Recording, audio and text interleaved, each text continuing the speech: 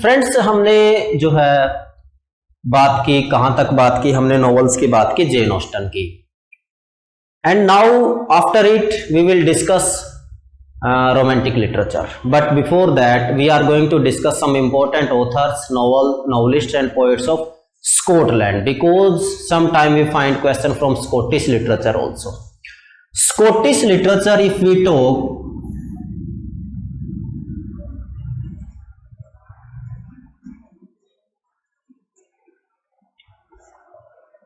some important: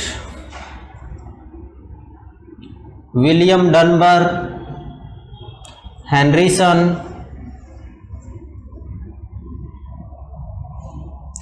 Alan Ramsay, David Hume, Adam Smith,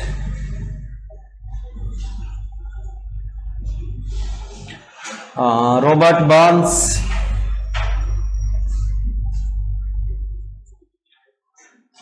Walter Scott, John Galt.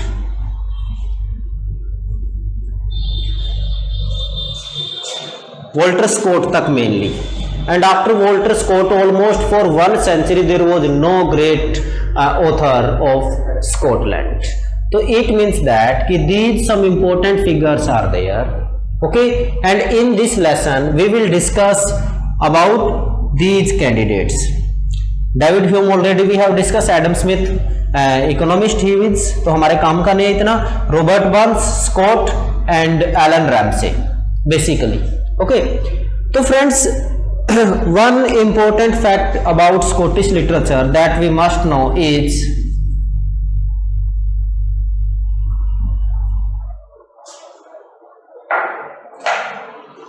Alan Ramsay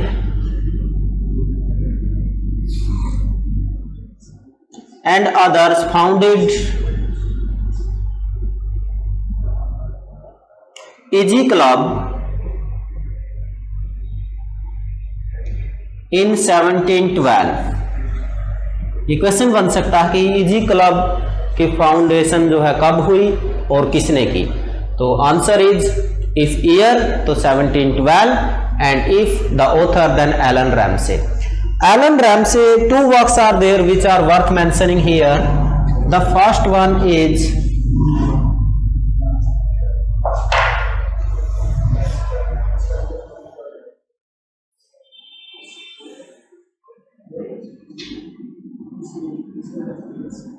The Evergreen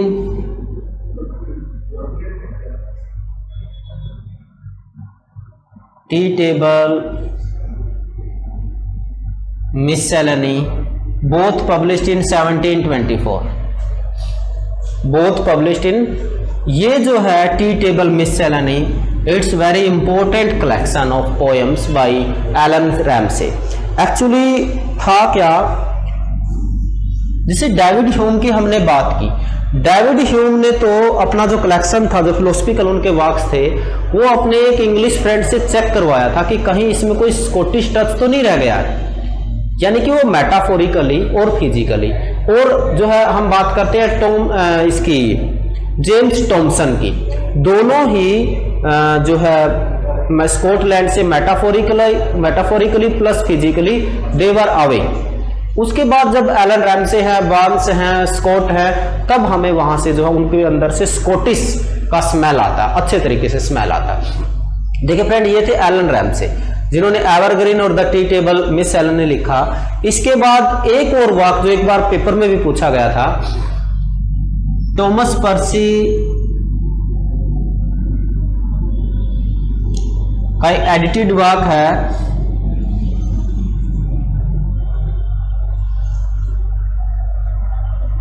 the collection of antique, the collection of antique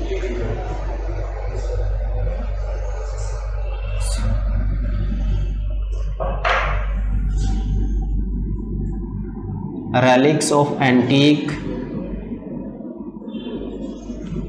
English literature.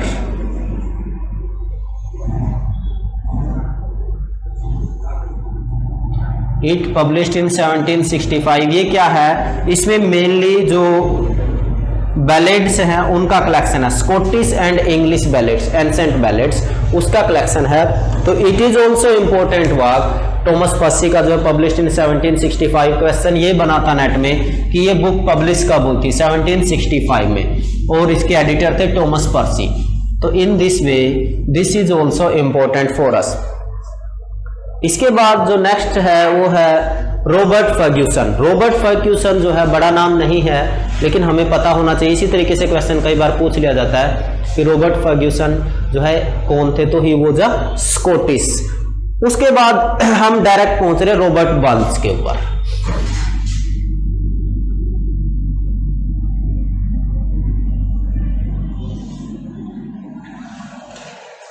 Robert Burns के बारे में एक बात बोली जाती है कि he is the best song writer Britain has ever produced. Best song writer. कुछ इंपॉर्टेंट इनकी लाइफ के बारे में फैक्ट्स हैं। He was a son of a tenant farmer, formal education,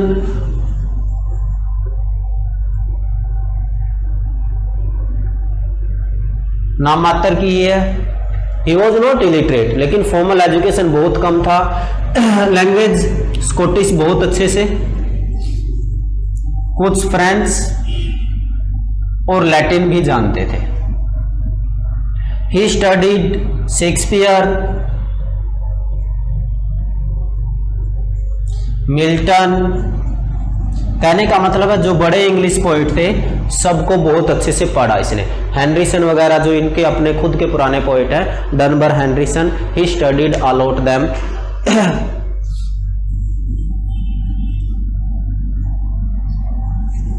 he start writing at that time. He didn't know कि he is going to be a great poet.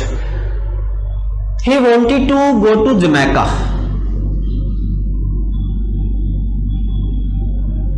Jamaica जाना चाहते थे, लेकिन उसी टाइम जो कैनिलवर्थ इनका पोएम जो बुक है बहुत फेमस होता है। और उसके बाद ये जो है एडिनबर्ग और उसके बाद लंदन भी आते हैं। एडिनबर्ग में बेसिकली इनका काम रहता है, तो वहाँ पर बहुत फेमस ये होते हैं। इनको जो है एक और इनके लिए फ्रेज यूज किया जाता है,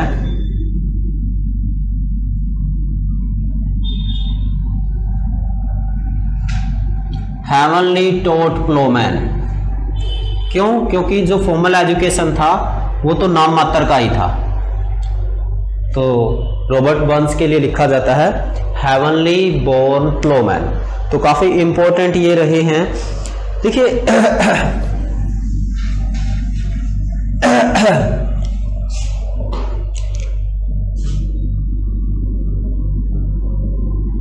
कॉमन प्लेस बुक, ये उनका कलेक्शन है। इसमें एंट्रीज हैं उनकी पोएम्स की, और पोएम्स में सॉन्ग राइटर तो है, लेकिन सॉन्ग लिखने से पहले he was a great satirist. Satirical work काफी लिखे हैं। और इन्होंने जो है जो Scottish folklore and folk culture,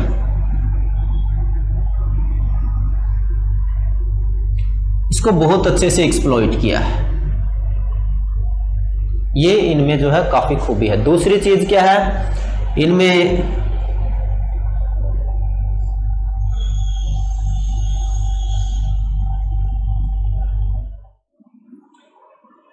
new words हैं, ऑब्सोलीट वर्ड्स का काफी यूज हुआ है, एनाक्रोनिज्म है, जो है अनार्किकल वर्ड्स काफी है इनमें। स्कॉटिश लैंग्वेज का काफी सीधा सीधा इम्पैक्ट इनकी पोइट्री में साफ हमें दिखता है। अब देखिए इनका जो इम्पोर्टेंट वर्क है, एक जो कॉमन प्लेस इनकी बुक है, एक बार वो लिखते हैं, उसमें उन्होंने लिखा है कि I never had the list. ये 1783 में लिखते हैं।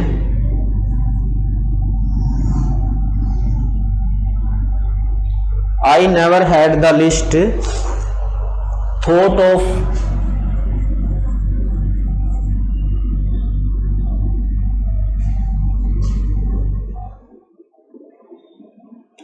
inclination towards poetry till I was in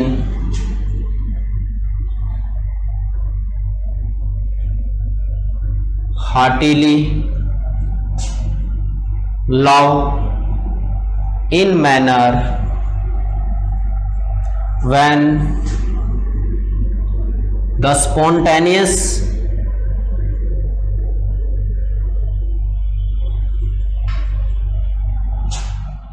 language of heart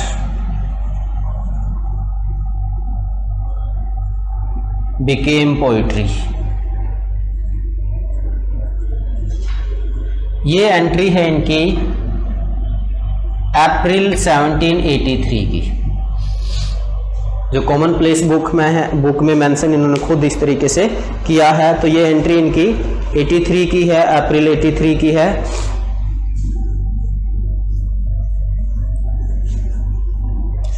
उसके बाद इनका जो इंपॉर्टेंट वर्क है वो है the death and dying words of poor Mailie. देखिए ये जो पोएम है ये इनका जो बहुत इंपॉर्टेंट वर्क है that is किलमार्नोक।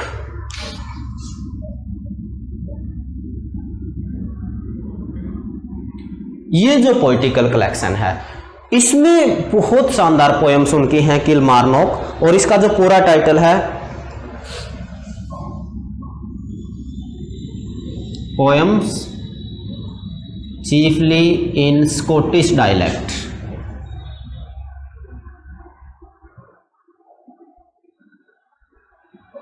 Poems chiefly in Scottish dialect. और देखिए 1783 में कॉमन प्लेस बुक में मेंशन किया।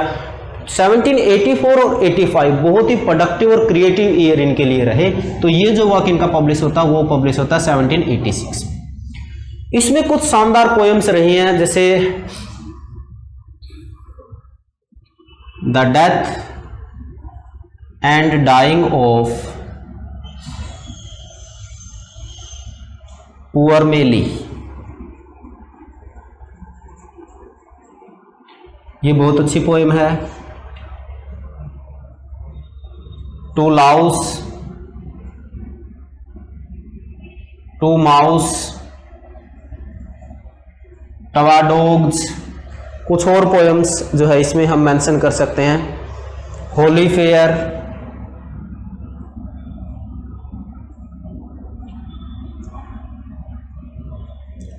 Address to deil devil. ये सारे की सारी बहुत इंपॉर्टेंट पोएम्स उनकी रही हैं इसमें। जो हमारी किलमार्नोक है, यही क्वेश्चन बहुत बार आया है, whose poetical collection किलमार्नोक is? It is by Robert Burns, published in 1786। और उसमें इंपॉर्टेंट पोएम्स ये है। कई बार इस तरीके से आ सकता है कि जो टू माउस है it's a beautiful poem by Robert Burns, ये उनके किस पोएटिकल कलेक्शन से है? The answer will be Kilmarnock. अभी एक एक करके थोड़ा थोड़ा सा इनको देख लेते हैं। देखिए रॉबर्ट बर्न्स की जो लाइफ है वो बेसिकली पॉवर्टी में, गरीबी में गुजरती है, because his father was a farmer. तो he wrote a poem that is twa dogs. In this poem there are two dogs. One is the first dog is aristocratic dog and the second dog is the common poor ordinary dog, and there is a dialogue between these two dogs. So this aristocratic dog represents the upper strata and this the poor person, and at last this ordinary dog ये बोलता है और इसको मानना पड़ता है कि poor people are treated by rich people in a very ill manner. बहुत जो है आप मान लीजिए कि इन इंसल्टेड मैनर। तो this is the theme of this poem. तो टू डॉग्स हैं, यही क्वेश्चन बन सकता है। एक अरिस्टोक्रेटिक है, दूसरा ऑर्डिनरी डॉग है, ठीक है ना। और इनके जो है आप जो ये वाला डॉग है इसका नाम सीजर है और इसका नाम है लुआत। जो पुअर डॉग है वो लुआत और जो अरिस्टोक्रेटिक डॉग है दैट इज सीजर। तो ये हम जो है नोट यहां से कर सकते हैं। उसके बाद है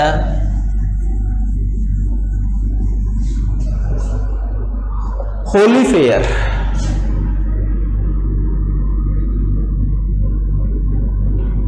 पोएम का थीम क्या है? जो पोएट है वो डिस्क्राइब करता है, एक संडे मॉर्निंग है and it's time of summer, he met 3 ladies. वो 3 लेडीज कौन है? एक आपकी हिपोक्रेसी है, दूसरी आपकी जो है हिपोक्रेसी हो गया, और ये होली हो गया, और तीसरा होगा सुपरस्टिशन। ये 3 लेडीज से इसका जो है मुलाकात होता है, और वो किस तरीके से उनके बीच जो है डायलॉग होता है। This is the theme of this poem Holi fair. It's a beautiful poem.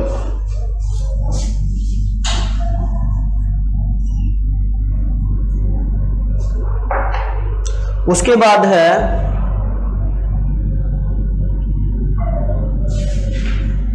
Address to del. ये जो है जो फोक थीम है, फोकलोर है डेल का, यहां से this is the theme of this poem, the folk theme it is folk theme of dale. तो it is also a beautiful poem and after it now some stires he wrote. The ordination.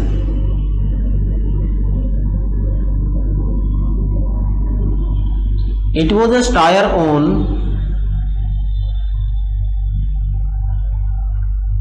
Ayrshire church politics. जो Ayrshire church है उसकी politics के ऊपर ये stair है and the title of the stair is the ordination. Scottish literature की ही नहीं, English literature में भी जो टॉप के जो स्टायरिस्ट हैं उनमें रॉबर्ट बर्न का नाम आता है। सॉन्ग राइटिंग में तो ये बिल्कुल जो है मैचलेस है, बहुत ही शानदार इन्होंने लिखा। कुछ स्टायर्स इनके बहुत इंपॉर्टेंट है जिसके बारे में बात करेंगे। The address to the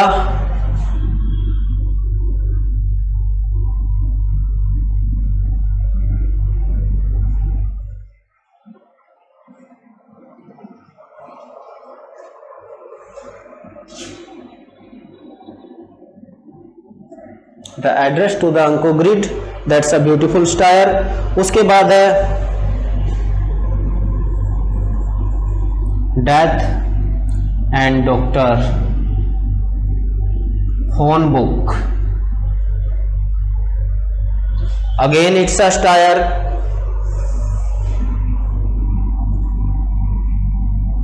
The Twahards, it's also a style and Holy Village Prayer।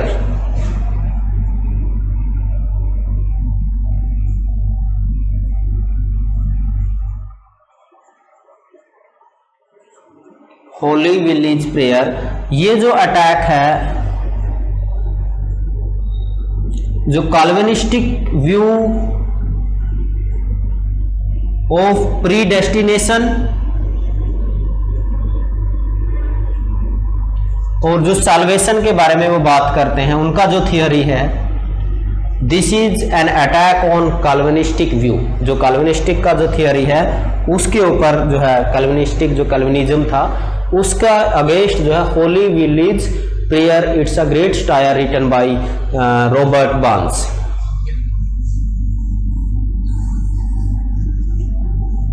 इसके बाद सॉन्ग राइटिंग की बात करते हैं।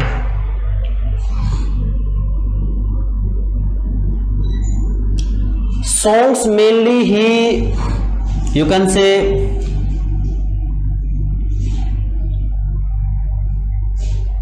created or composed songs जो टोटली इसके हैं और wrote on mythical and folklore themes,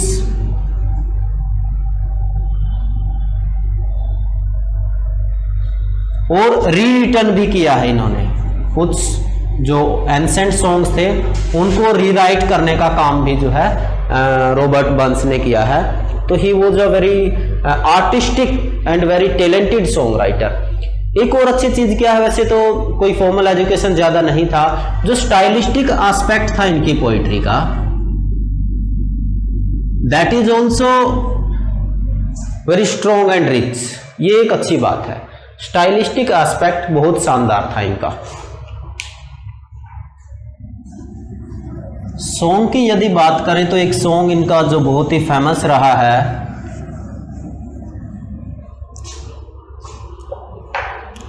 the Jolie bagger, क्या नाम उसका है, रेड रेड रोज।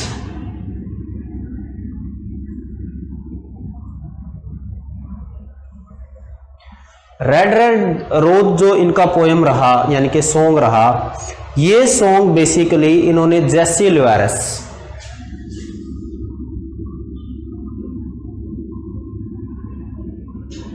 ये कौन थी, a girl who nursed him during his illness, इसको डेडिकेट किया है। और यही वो सॉन्ग है जिसमें लाइन आती है, my love is like red red rose. This is the beautiful line taken from this song red red rose, my love is red red rose. तो ये बहुत इंपॉर्टेंट है फ्रेंड्स, इसका पता होना चाहिए हमें। एक दूसरी जो इंपॉर्टेंट बात है, मदरहुड के जो ऊपर इन्होंने काम किया, लिखा। मदरहुड में here mother is describing her baby, वो बता रही है कि I will feel the pleasure when the baby was fed by her. The baby will touch her. The baby will kiss her. तो यहाँ पर जो सेक्सुअलिटी है उसको इस तरीके से नहीं है, not from lust point of view, from maternal point of view, ये उनके सॉन्ग्स में बहुत ज़्यादा है। तो ये जो लिखते हैं वो सॉन्ग, वो जो उनकी अपनी वाइफ है जीन, जो उस टाइम उनके बच्चे को जन्म देने वाले थी, उसके लिए सॉन्ग लिखते हैं। बहुत फेमस सॉन्ग है मदरहुड से रिलेटेड ये वाला। इसके अलावा कुछ और वर्क्स हैं इनके जिनकी हम बात करेंगे। जोली बैगर जो फेमस भी है और कई बार पेपर में पूछा भी गया है। It's this is about a group of outcasts and vagabonds। वैगबॉन्ड का मतलब है होमलेस वॉन्डरर। ये भी इनका इंपॉर्टेंट वर्क है। एक और है इनकी पोएम जो कई बार पेपर में भी पूछी गई है, that is Tam o' Shanter. वो कौन सी है, Tam o' Shanter. It's also a beautiful poem written by क्या नाम इनका है, रॉबर्ट बर्न्स। ये फोक थीम है, Tam o' Shanter. Narrative poem है नंबर 1, ऑन फोक थीम।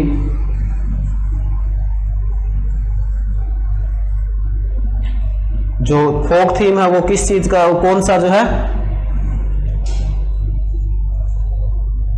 अलोवे काक,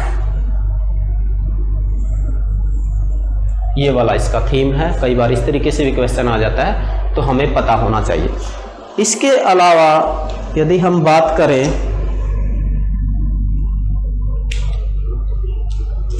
कुछ और पोएट्स थे। देखिए जो शानदार बात रही बर्न्स की, वो क्या रही कि इनकी लाइफ टाइम में ही कुछ जो पोएट्स थे, माइनर पोएट्स थे, दे स्टार्टेड इमिटेटिंग हिम।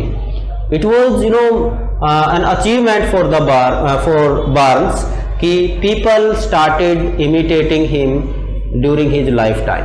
जब ये बड़े जो है फेमस पोइट हो गए थे, तो कुछ पोइट्स ने इनको जो है इमिटेट करना स्टार्ट किया था, जिसमें लेडी नरेन जेम्स होग, लेडी नरेन जेम्स होग, और एक और पोइट जो है तीसरे नंबर का इसके आगे माइनर पोइट है जिसका जॉन विल्सन,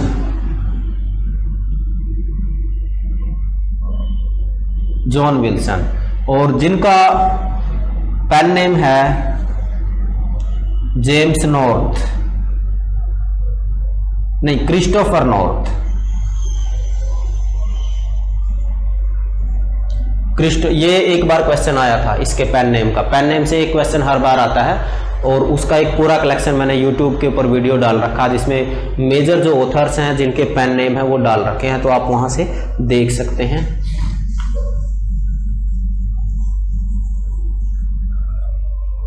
इसके बाद जो है हम सीधा पहुंच रहे हैं, जो बड़े जो ऑथर हैं वो हैं Walter Scott.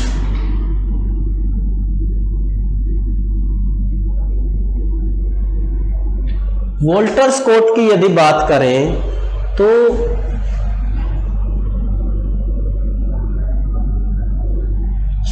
He was the father of historical novel.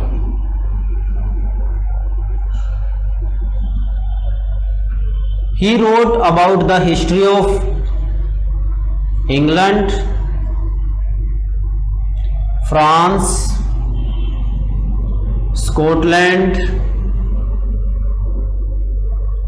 Germany, यहां पे काम उन्होंने किया इस तरीके से। दूसरा जो यहां से क्वेश्चन आता है वो आता है हु रोट वेवरली नॉवेल्स।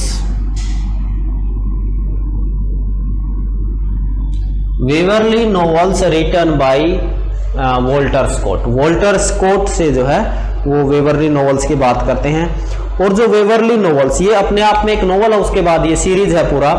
उस सीरीज की यदि बात करें तो जिसमें काफी इंपॉर्टेंट वर्क्स उनके रहते हैं। एक तो पहला वेवरली ही है,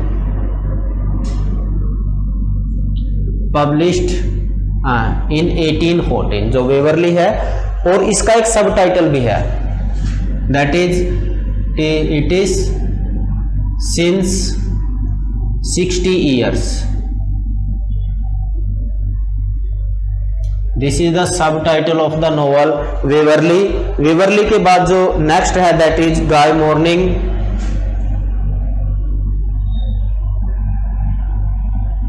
published in 1815।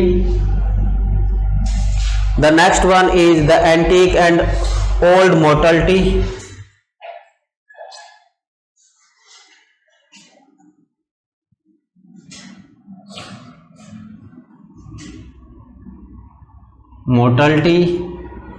written in 1816। ये सीरीज है, यहां से कई बार क्वेश्चन जो है पूछा जाता है।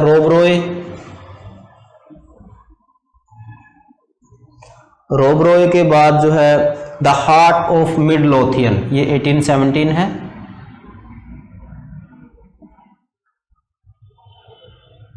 The heart of Midlothian 1818। आपको बाकी तो वेवरली पे कौन सा कंसंट्रेट करना है। और ये जो नॉवल है हार्ट ऑफ मिडलोथियन, इसका समरी कम से कम देख लें। कई बार यदि पॉसिबिलिटी है तो इसी नॉवल से आने की है, अदरवाइज तो बेसिकली जो ये जो है नॉवेल्स पूछता है, historical novel, father of historical novel पूछता है, इस तरीके से पूछता है। तो इसके बाद अभी ऊपर लिखना स्टार्ट करता हूँ। रोब रॉय मिडलोथियन हो गया आपका। मिडलोथियन के बाद है the bride of लैमरमूर,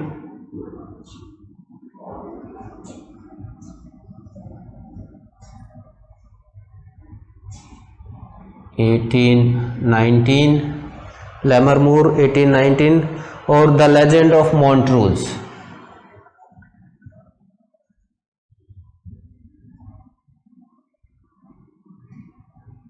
published in 1820।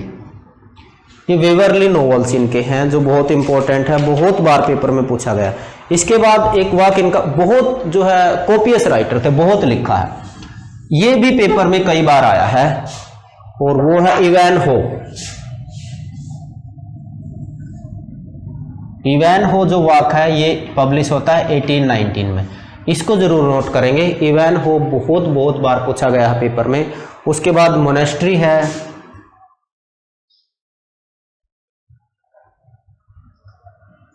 1820 में पब्लिश होता है ये वाक इनका। और उसके बाद द अबट है,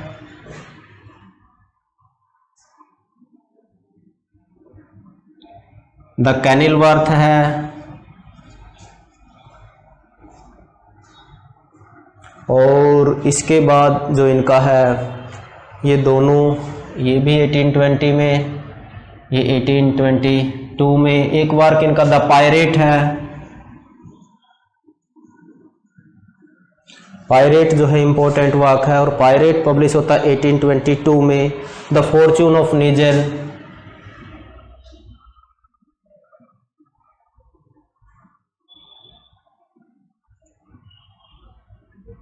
द फॉर्च्यून ऑफ निजर, ये भी इंपॉर्टेंट वाक इनका है। इसके अलावा जो माइनर वाक हैं, 2-3 माइनर वाक भी हैं, लिख देते हैं, कोई भरोसा नहीं है एग्जामिनर का कब कहां से पूछ ले। माइनर वाक की बात करें तो एक तो इनका है द क्वेंटिन डरवुड,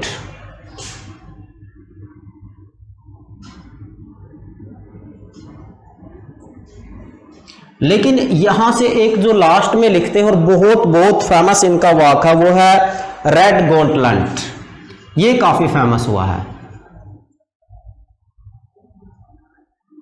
ये आप नोट करेंगे, रेड गॉन्टलेट बहुत बहुत ज्यादा इंपॉर्टेंट ये वाक है। एक और छोटा वाक इनका है वो है Saint Ronan's Well, Saint Ronan's Well. It is also written by William, क्या नाम इनका है, स्कॉट। ये इंपॉर्टेंट इनके वाक्स थे बेसिकली। इसके अलावा यदि हम इनकी बात करें तो पोएम्स, कुछ इंपॉर्टेंट पोएम्स भी हैं इनका। नोवेल से क्वेश्चन और इतना ही वेटेज इनका पोइट्री का रहता है, पोइट्री से भी क्वेश्चन जो है आते हैं, जिसमें the lady of मिन्स्ट्रेल,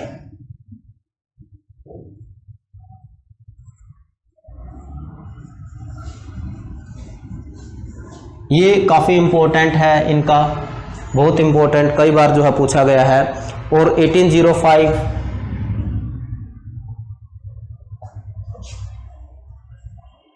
मामियन, the lady of the lake,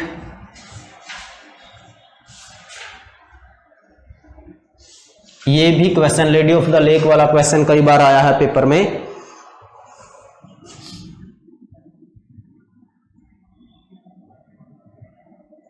और एक इनका वाक है रॉकबी,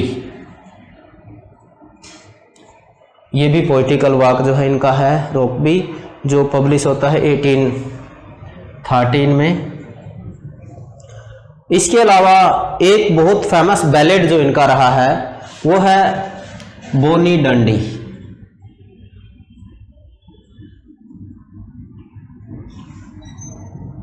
ये जो है ये काफ़ी फेमस वाक जो है रहा है, दैट्स ऑल्सो इम्पोर्टेंट। और इसके अलावा एक मूवमेंट भी उस टाइम पर था, Jacobite movement, Jacobite movement, Jacobite movement इससे पहले बिल्कुल शुरू में हमने बात की थी ईजी क्लब की। तो ये कुछ इंपॉर्टेंट थे ऑथर्स, पोइट्स, स्कॉटलैंड की बात की, स्कॉटिश लिटरेचर की। तो नेक्स्ट जो हमारा लेसन रहेगा उसमें हम रोमांटिक लिटरेचर डिस्कस करेंगे, वो डिटेल और लंबा रहेगा। यहाँ से मैंने सिर्फ इंपॉर्टेंट फैक्ट्स की बात की जिनका पेपर में आने की पॉसिबिलिटी, डिटेल में जाने की जरूरत नहीं है। Thank you.